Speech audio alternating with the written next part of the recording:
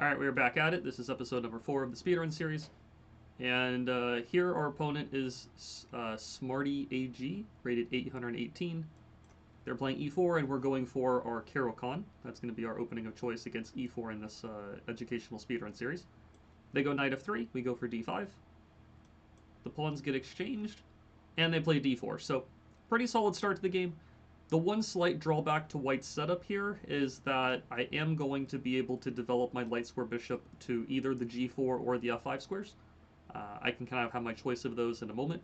I'm going to play knight c6 first, and we're going to see what white decides to do. So they play knight to c3. Generally speaking, when you go for the exchange variation against the caro-kann, usually not great to block your c-pawn. This is just generally the case when we're playing a kind of d4 versus d5 or kind of matching d-pawns. Usually you don't want to block your c-pawn because now the c2 pawn cannot support the center and it also cannot attack our center at the same time. So what I'm going to do is play bishop g4 with ideas of taking the knight and trying to eliminate some of the protection over the d4 pawn potentially. White plays bishop e3 to protect it. Let's go e6 to build a pawn chain. They go bishop to b4.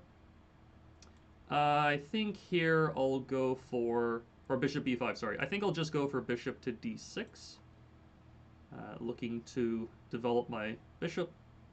White decides to go for the early exchange, and then they play the move h3. A couple of ways we could handle this. I could simply retreat the bishop, maybe with, retaining the option of taking the knight later at the right time. I think that's what I'm going to go for here. I'm not really in a rush to take this knight. Kind of encouraging white to create some additional weaknesses in their position first. So we drop the bishop back. They play knight to e5. They are attacking our pawn on c6. I think I'll just go ahead and play the move knight to e7. And I really don't mind if white takes our bishop. We can always take back with our knight or with our h-pawn. I think in this situation, I'm going to probably use the knight. If I take back with the pawn, the knight has a hard time moving forward from there. So I think I'll take with the knight, and the knight has a couple of places it can maybe move forward to in the future. White plays queen to e2. Let's go ahead and play rook to b8 just to poke the b2 pawn. I'm assuming white's going to castle queenside, which is indeed what they decide to do. And now I definitely want to start the attack over in this direction of the board. And the question is, how do I want to do it? So I can go queen to b6 to attack the b2 pawn. But I think white's just going to play the move pawn to b3. And not so easy to break through in that situation. I think what I'll do instead is play the move queen to a5. And if I can eliminate this knight, then I can potentially take the pawn on a2. Also now if the king moves over to protect the pawn, then I can take the knight on c3 since the pawn on b2 would be pinned. Additionally, I even have ideas of like rook takes b2, bishop to a3, bishop to b4. Lots of moves look pretty good here. I think what I'll probably just begin with, though, is taking the pawn on f4. There might be other moves that are totally good, too. Like, again, bishop to a3 looks quite strong. If they take our bishop, we take the knight on c3. Even, again, rook takes b2 looks pretty good. King takes, bishop check. King b1, I think we'll have checkmate pretty soon. Actually, rook takes b2 is looking even better than knight takes f4, quite honestly. I think we're going to go for that. I think that this is really strong. If white takes the rook, bishop a3 check. No matter where the king moves, if the king goes to a1, we'll take the knight on c3 with check. If the king moves up to b3, yeah, I think we have forced checkmate here. If the king moves up to b3, then queen to b4 is checkmate. And if the king goes to b1, instead of taking the knight, I'll actually just make a check on the b4 square, force the king into the corner of the board, and then checkmate on b2. Here we take the knight with check. King moves over, and then queen to b2 will be the checkmate. So nice little attacking sequence here on the queen side. Okay, we do get the checkmate here. So yeah, we get the win. And yeah, I think the mistake that white ultimately made in this game, I think castling queenside was very, very risky here. I think their position was already a little bit rough before that, but castling queenside definitely made life a bit more difficult for them. So we'll go to the game review and check it out though, and see what we can learn. All right, so in the game review here, it looks like we played at a 98.8% accuracy. I think that's our most accurate game so far of the speedrun series. Our opponent played at 76.1. So let's check it out here. Opening wise, our opponent goes for knight f3 on move number 2, which is a totally fine move to play. They decide to exchange the pawns. They do play the move d4. And the very slight drawback to this particular arrangement, with the knight already being on the f3 square, is that after I play the move knight c6, pretty much here there's no way for white to prevent my bishop from developing to one of these two squares.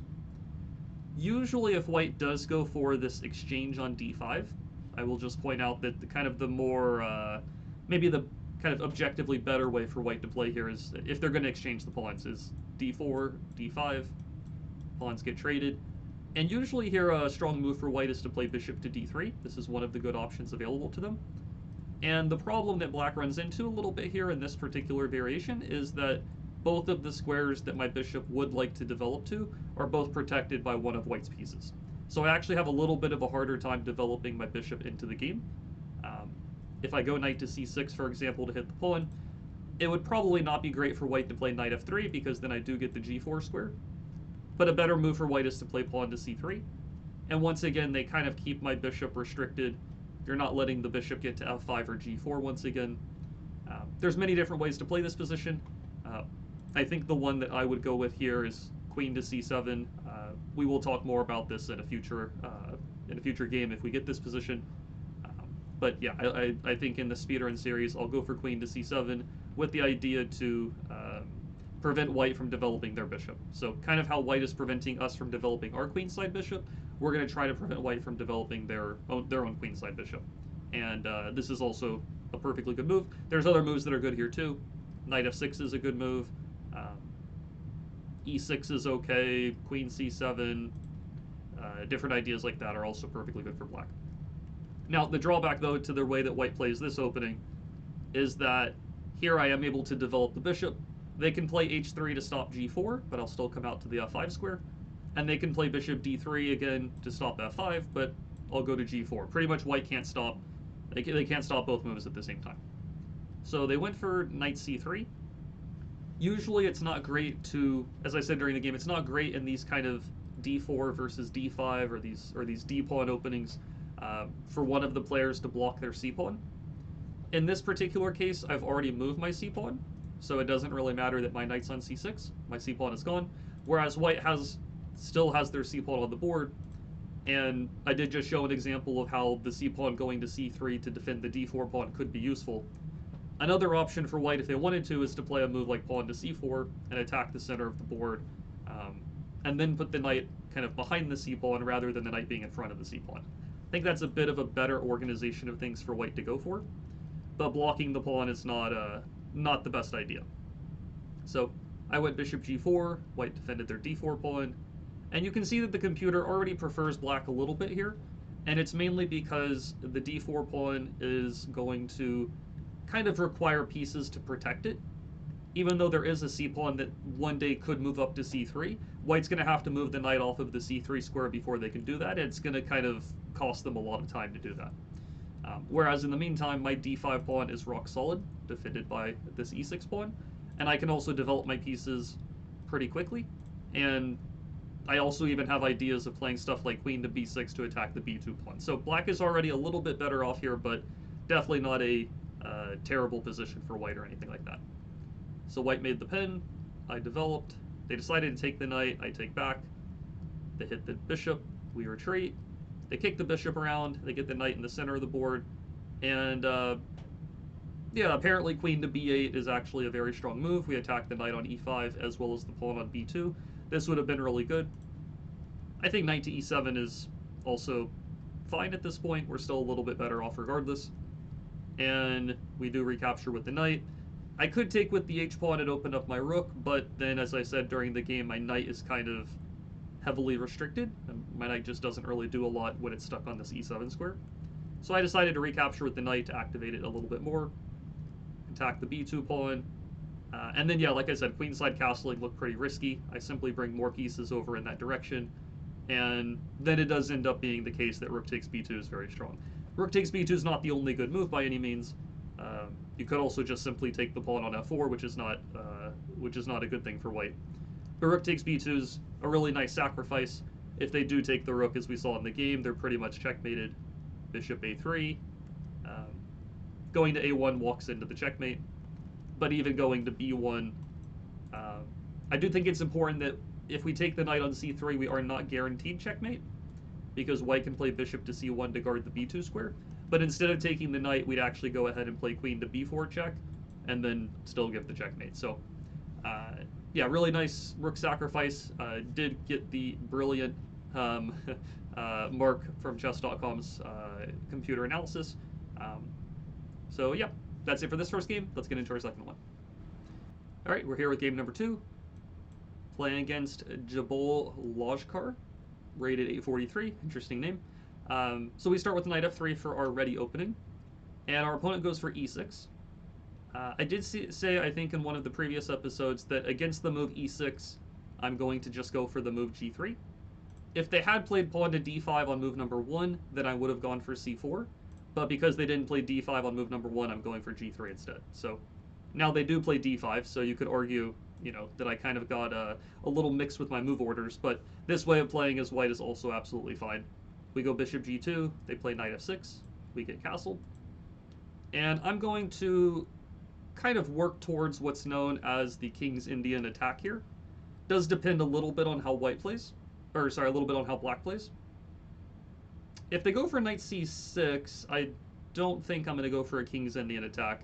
What I was referring to was if white played something like bishop e7, I can go d3, knight to d2, eventually play pawn to e4. And this is a setup that was, I think, first kind of brought to fame or popularity by Bobby Fischer back in kind of the 1960s, 1970s. He scored a lot of really nice games playing that setup.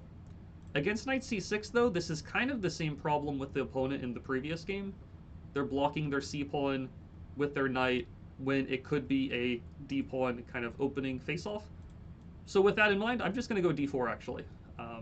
It might have also been the case that if I played the move d3, black might have decided to play e5 and just get 2 pawns in the center of the board. And usually I don't like to let my opponent get 2 pawns in the middle of the board if I can help it.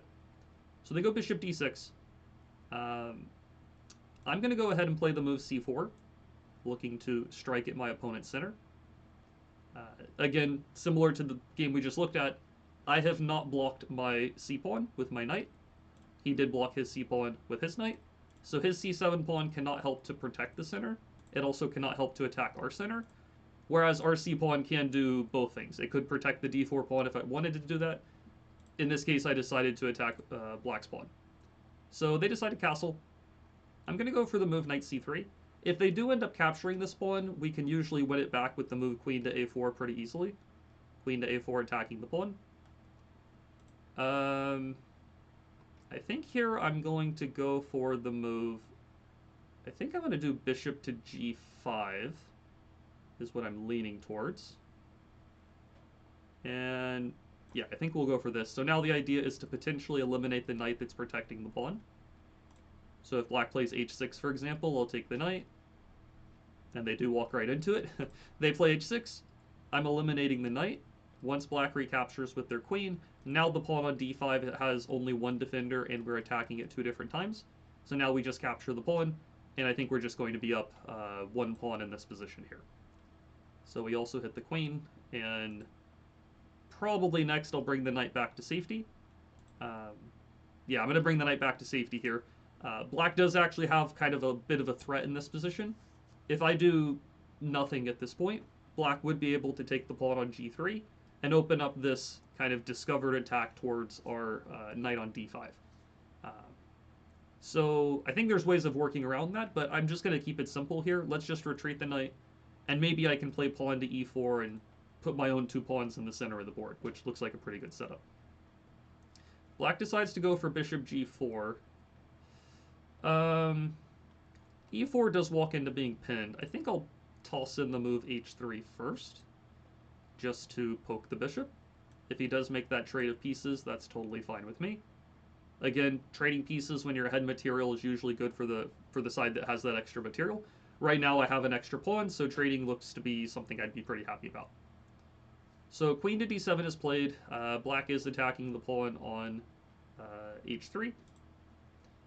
I think I'm just going to go ahead and play king to g2. I can play king g2 or bishop to g2. I'm not really sure if one is much better than the other. I think I'll just use the king, I believe. Let's do it that way. I'll use the king. Probably instead of playing pawn up to e4, I'll actually just play the move pawn to e3 to reinforce my kind of one slightly soft spot in my position. Let's go e3. And now black goes for b6. I think they want to move the knight without losing the b pawn, but the downside of this is I can now play this move queen to a4, and anywhere this knight goes, I'm pretty happy to trade the queens. If the knight moves, I could even take the pawn on a7 if I really wanted to, but not sure if I need to go for that. We'll kind of see. I think because I'm down about 3 minutes on the clock, I think for the sake of simplicity, I'll just trade the queens once the knight moves. And I think we're going to be in pretty good shape. Black has very few things they can really attack. Okay, this allows us just to grab an extra pawn, still attack the knight. So b5 is kind of just compounding the problems, you could say. The knight is still attacked. If it moves, we'll take the queen and trade. It's also nice for us, actually, that the king is on the g2 square in case there was some kind of knight takes pawn, knight takes bishop check idea. I don't think that would really work, but it's nice that there's no way for this knight to check the king anytime soon. So, yeah, wherever it goes, we'll take the queen. If it doesn't move, then we're just going to take the knight. That's the idea here. I mean, I think he pretty much has to play knight e7. I don't really see any other great options. Knight to b4 maybe is fine as well. But knight b4 is not so great. I would trade the queens, kick the knight away with pawn to a3, and then once the knight moves away, then I can put the bishop on c6 to skewer those two rooks. So, yeah, I think black kind of just has to play knight to e7, whether they want to trade the queens or not. Because again, if you don't move the knight, you lose a knight, which is worse than trading queens in this kind of situation. At least black could try to turn the game around if they're down 2 pawns, but if they're down 2 pawns and an extra knight on top of it, then the likelihood of them turning things around is effectively 0 at that point. It's going to be really tough for them regardless, but yeah, see here, for example, so I'm he's not defending the knight, he's just allowing me to take the knight if I want to. I could take with the bishop maybe, but I think, for the sake of simplicity, let's just do it this way. We're also attacking the rook. And then we can play pawn to b3 to keep our pawn on b2 safe. And yeah, we're just up a ton of material. Let's just go rook to c1 to guard the knight. Down on the clock, but very far ahead on the board. So I'll just have to play pretty quickly from here. There is no increment on these games. It's just 5-minute games per side. We were down 2 minutes earlier, now we're only down about 1 minute. Or sorry, we were down 3 minutes earlier, I think, and now we're only down about 1 minute. So we've made some progress in that regard.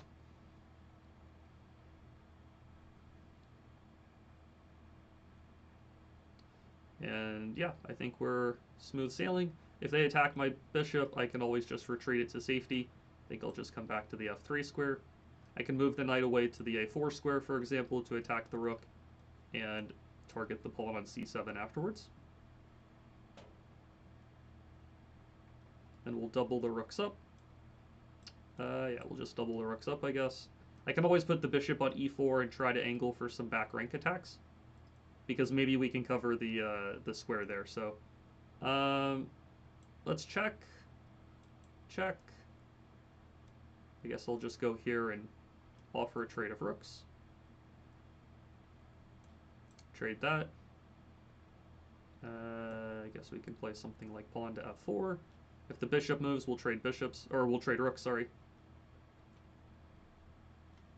Let's trade there, move the king up. Push the g-pawn. Move the knight. Hit the bishop. Move the bishop, push the pawns. When you're ahead that material in the endgame, you always want to just push your pawns, get them farther up the board. Let's go for this. Hit that bishop. Check. Oh, I could have taken the bishop there. I rushed that a little bit, but we'll go for this. Protect the bishop in case black tries some stuff. Push this. Take here on f6. Oh, okay, we'll just push the pawn and make a queen. Come down here and give a check. Check. Check. Check. Here. Check here. And then checkmate on a2. Okay, we get the win. So really there at the end it was just about trading pieces. I traded one pair of rooks, I traded a second pair of rooks, traded the knight for the bishop, even though I could have taken it for free, and then we ultimately just used the extra bishop and the extra pawns and pushed them up the board. So that's it for this one. Let's move into the game review and we'll check out the game there. Alright, so in this game we played at a 93.8% accuracy to our opponent's 84.9. We had one great move, one inaccuracy, and one miss. I'm pretty positive that the miss is, where I didn't take the bishop on c7 because I was just trying to play quickly, but okay, let's analyze the game and check it out. So knight f3, e6, g3, d5, bishop g2. The starting moves to the game are perfectly fine for black so far. There's lots of ways that black can play from here. If they do want to play knight to c6, they really should push the c-pawn first. If they had played c5, I would have played d3, and then knight to d2, and then here black is doing totally fine, but white is going to play e4 and play rook e1, and it's a back and forth game. This is known as the King's Indian attack. White is doing totally fine here, and it's a pretty balanced position. Usually white will try to push the e-pawn and try to play in the king side half of the board, whereas black will usually push the queen side pawns and try to play in this queen side half of the board. So it's a very back and forth type of battle, very interesting positions. But in this particular game, our opponent went for the move knight c6 instead. And as I mentioned during the game, they are blocking their c-pawn when they have the pawn on d5. They also might want to play the move e5 if given the chance. So for example, if I play d3, they could decide to play e5, and they have two pawns in the center, which usually I would rather not allow my opponent to get. So I went for d4 instead, and we have this d4 versus d5 pawn situation, just like we did in the previous game. Even though that opening was a caro-kann, and this is like a ready type of position, completely different openings, but somewhat similar pawn structures. And we can see that, again, the knight blocking the c7 pawn is not that great. If you compare the computer evaluation to what we were just looking at a moment ago, where the knight is behind the pawn, it's much closer to an equal position. Whereas when the knight is in front of the pawn, white is better, is the case here. So black continues bishop d6. We go for c4 to strike at the center. We can use our c-pawn because we haven't blocked it with our knight, whereas they can't use their c-pawn because they have, again, blocked it with their knight. So it's definitely a c-pawn difference, I would say. Black castles, we develop. If they do end up taking the pawn on c4, let's say they had done that right away, I think during the game I said that my idea was to play queen a4, trying to regain the pawn this way. Apparently knight to d2 is an even better way of doing things, where you want to take the knight, or you want to take the pawn with the knight instead of taking it with the queen. That makes a lot of sense. For example, if black castles and we take with the knight, we can see that this position's probably a better version of things compared to if we use the queen and then take the pawn. Here black can play pawn to e5 and try to kind of open up the center of the board. Whereas if our knight is on the c4 square instead, black can't play pawn to e5 because our knight covers that square. So this would have been an improvement. If black had taken the pawn, yeah, I can definitely understand that knight to d2 is even better than queen to a4 at this point. But okay, black didn't take the pawn, they castled. We go knight c3. In this case, if they take the pawn, we don't have knight to d2 anymore. We would just have to go for queen a4. And yeah, we have a small advantage, but it's a little bit better for white. Instead, though, black played rook e8. I made the pin. h6 was a big mistake because this allowed us to take the knight. And then once the knight is gone, we take the pawn. And now white is just up a pawn and better at this point. We trade stuff. We move the knight back to safety. We're happy if black continues to trade more pieces. We protect the pawn on h3. We protect the d4 pawn. When you're ahead material, or especially once you've won material, a lot of the times you enter what you could kind of call like a consolidation phase, where you have the extra material, which is good, but there's usually some problems in your position because you had to go out of your way to win the material. For instance, I had to move the knight 2 times I had to move the knight, take the pawn, but then move the knight back to safety to keep it protected. And that kind of cost me time. So I am behind on development in this position. Black has more pieces in the game. So really, I'm just trying to make some small improvements and, make sure all of my stuff is well protected and secured. So that's why I played king g2 to guard the h-pawn, e3 to guard the d4 pawn. Just small little improvements. I'm not trying to go and crush black on the spot, or I don't feel the need to win the game right away or do something drastic here. So b6, queen a4. Here black kind of collapsed. They really just have to move the knight, like I said during the game. I would be happy to trade the queens. It might be possible to take the a-pawn. Apparently the computer says it's totally fine to do that. I would feel a little bit iffy about this, especially given the time circumstance, because even though I have won a second pawn, my queen is very far away from my king side. Maybe black can play knight f5, and maybe they can somehow stir up some trouble in the king side direction. Objectively, white is still a lot better here, but I could see a world where this becomes a little bit messy if we're not careful. So, but that would have been better than what they did in the game. In the game, they ended up losing a second pawn, and then a knight, and then we're just up a ton of material. We keep all of our stuff safe. We pick up another pawn. We check, trade pieces, eventually trade the rooks. I could have taken the bishop here, but again, I was playing quickly. Did eventually make the trade, and eventually, we push down the board. We get the win. Apparently, queen c4 is a miss. Okay, I guess there's a faster way to give checkmate. I guess king to d4, and then queen to c3 is game over. But okay, at this point, it doesn't really matter. As long as we get the job done, we eventually got the checkmate and got the win. Okay, so that's it for this second game. Let's go ahead and jump into our third one. All right, game number 3 here. We are starting off with knight f3 against Amar Akbar Inthu. Our opponent plays e5. We are just going to take the pawn on e5 for free here. That is a freebie, as far as I can tell. Our opponents did a lot of this, I will say, in the Ready Nimzo Larsen speedrun series. A lot of times you play knight f3, they just almost autopilot the move d5, and then they just lose a pawn in the center of the board. So we take the pawn for free. Now we're going to go d4 and attack the bishop that's on the c5 square.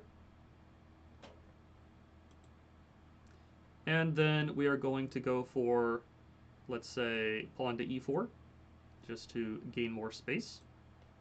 Don't see any reason not to do that.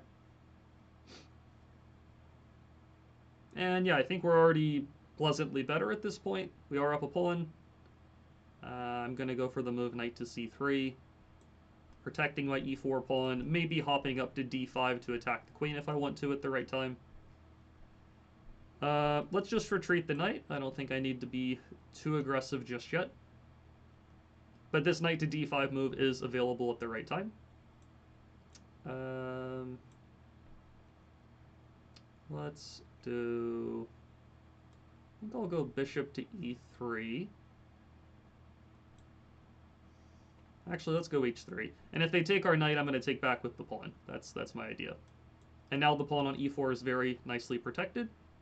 Here I can go for the move bishop to e3 to defend the d4 pawn. And then I can go moves like rook g1, knight d5, kick black around. Pawn to d5 doesn't really work in this position because the knight can simply take it. He might have been thinking I had to take with the pawn, and then he could use the fact that my bishop is pinned to take my pawn. But I can just go ahead and play the move knight takes d5, which works out pretty nicely. So he moves the queen, so I'm up 2 pawns now at this point, which is obviously very nice. I'm going to go for rook to g1 to poke the pawn on g7. See what black decides to do about that. I could also trade the knight for the bishop, but the bishop isn't really going to move too far away, so I can always go for that trade kind of whenever I want to. Let's put it that way. So they do go for pawn to g6. Let's go ahead and... Let's pin black's knight, just to be a bit annoying. I might also have the idea of moving the knight off of the d5 square and then pushing the pawn up to d5 to attack this knight that's pinned.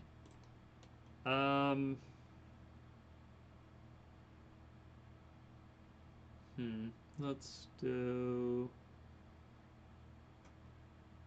I think I'll just take the bishop first, attacking the queen. Black will take back with their pawn.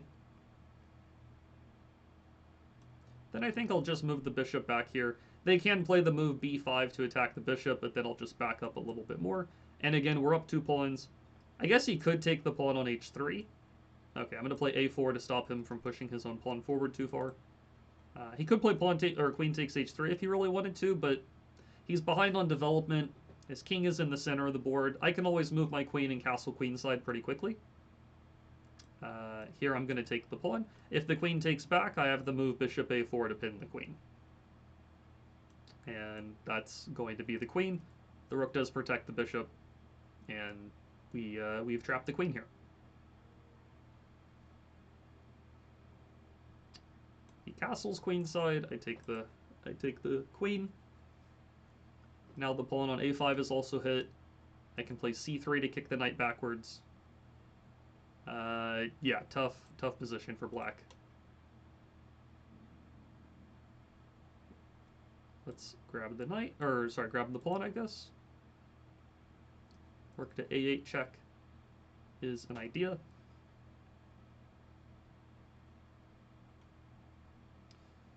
I guess we can check. King has to move up. I can take the rook in the corner of the board. Also, bishop f4 pinning this rook is an idea. Let's go ahead and do that to make the pin. And yeah, unfortunately, all of black's pieces are just dropping off at this point. He ends up resigning. Okay, so yeah, the problem our opponent got into in this game, I mean, number one, they gave up a pawn on move number 1 of the game. That's obviously not going to be a good start of things. And then we just took over the space in the center of the board, made sure that we were able to hold on to our extra pawn, didn't lose it back or fall for any tricks that our opponent had, and ultimately we used the extra material and the good space advantage and the useful pieces, and kind of just made progress and made black's life as difficult as possible. So let's move over to the game review and we'll check out this game. All right, we played at a 91% accuracy. Our opponent played a 72.9. We didn't have any inaccuracies or blunders or mistakes or misses or anything like that. So knight f3, e5, we just take the pawn for free. We hit the bishop away, we gain more space, and you can already see we have almost a plus 1.5 advantage according to the computer. It's already pretty substantial on move only 4 of the game. So black played queen e7. Now here you do have to be a little bit careful. You have to be a little bit cautious about what our opponent is trying to do. I'll just point out real quick, let's say we did a move like, I don't know, I want to play bishop f4 to develop the bishop or something. Black does have the threat of attacking our knight, and once our knight moves away, they can take the pawn on e4, and you can see here that all of a sudden our very large advantage has diminished quite a bit. So a very important thing is when you have a material advantage, or any kind of long-term strategic advantage, and you're going to hear me say this a bunch during the Speedrun series, when you have these types of advantages, it's very important that you are diligent about holding on to them and maintaining those advantages, and not letting the opponent eliminate them or get rid of them or trade them off too easily. So I played knight c3 to protect the e4 pawn. Then I moved the knight backwards. I played h3 to attack the bishop. And then I took with the pawn, which is very important. I think if I'm taking with the queen here, black would be able to take the pawn on d4. And apparently white is still better, but there's really no need for us to give up the extra pawn that we have in the first place. I didn't really mind doubling my pawns at this point, because I actually was pretty happy now that the pawn on e4 is even more firmly secured and defended. And I also get a nice little half-open file for the rook, which we use in the game. So knight to c6, he is attacking our pawn. Once again, we don't want to just ignore what they're doing or only focus on our own moves. Oh, I want to play bishop c4, but then you lose a pawn. So again, when you have advantages, it's not only about what you want to do, but it's very much heavily revolving around how can I stop the opponent from what they want to do as well. Improving your own position and doing your own plan is not the only good way of playing the game of chess, you can also try to prevent your opponent from what they're trying to do, and that works just as well as improving your own position. You either want to improve your position or make the opponent's position more difficult, and defending against their ideas makes their position more difficult to play. So we protect the pawn. They gave us a second pawn for free. Even here, you have to be a little bit careful. If you take with the pawn, black does have the idea of taking the pawn on d4, using the fact that our bishop is pinned. And so even here, you have to still be pretty diligent. Make sure you're not just making a quick autopilot move like, oh, he's pushing the pawn, it looks free, I can just take it with my pawn. You have to still do some calculation and double check stuff. So taking with the knight is a lot better. The queen had to move. I attack the pawn on g7. I make the pin. I trade pieces. Now black could have taken on h3. I think I mentioned this during the game, but then I would still be up one pawn. I would have a space advantage. The pair of bishops is good. Probably I would move the queen and castle the king, and I think white still has a very, very good position here for sure. Instead, though, he played a5. He's not really threatening to trap the bishop just yet, because the bishop does have the d5 square available to run away to, but I just decided, again, stop my opponent's ideas, stop them from doing what they want to do. I took the pawn, I pinned the queen, and effectively the game is over once we're up the queen. I just checked and captured a bunch of stuff, I pinned the rook, I win more material, and the game is over at this point. So yeah, we had the 3 games here in this video. Hopefully you enjoyed these 3. That's going to do it for this episode. I'll be back with another video for the, I guess this was the 4th episode, the next one will be the 5th episode. We'll continue along, climbing all the way up the rating ladder, and seeing how we do. So that's it for this one. If you want to see the other episodes of the Speedrun series, you can click on the playlist to the left of the video here. I will see you in the next video then.